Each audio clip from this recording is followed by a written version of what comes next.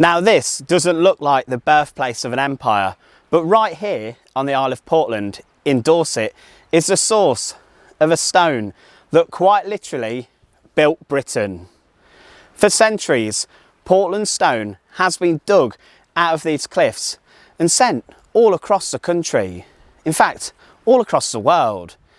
You might not know the name, but you've definitely seen it.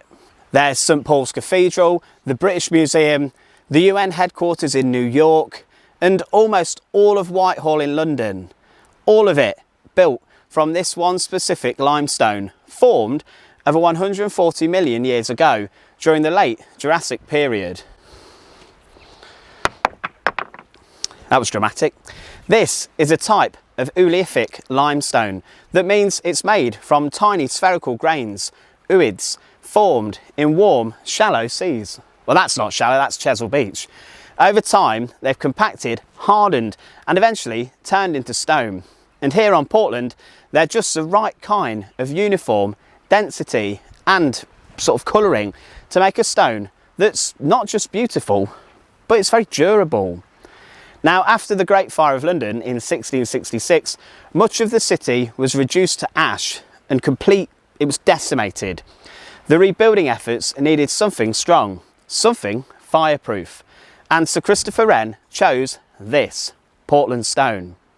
The rebuilding of St Paul's Cathedral took over 30 years, and Portland stone was shipped all the way up the Thames on barges from places like this to make it happen. Just over there on the cliff, there's actually a quarry as well. You can see the same creamy white colour. It weathers very slowly, developing a smooth sort of patina without crumbling and cracking.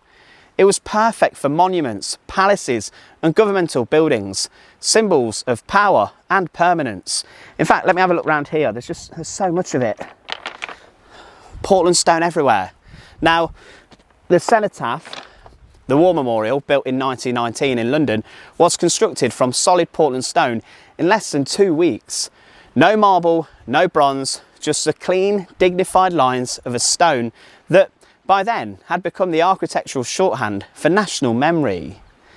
Even across the Atlantic, when the United Nations needed to represent global unity, they picked a British stone from a very windswept isle in Dorset. Portland stone became an export not just of material, but also of meaning. Today, it's still being quarried very carefully, sustainably, and also with a lot of dignity as well. With old quarries often repurposed, some turned into nature reserves, sculpture parks, even underground stores for wines, they are still being used today, even if stone isn't sort of quarried there. Now, in a way, the story of Portland stone is one of legacy. It's easy to overlook it.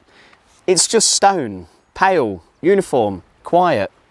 But if you look very closely, it's everywhere from ancient cathedrals to modern embassies to memorials that define a nation's identity.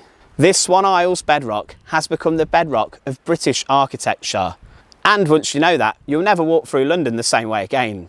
From the shores of Dorset to the heart of Westminster, it was this stone that built London.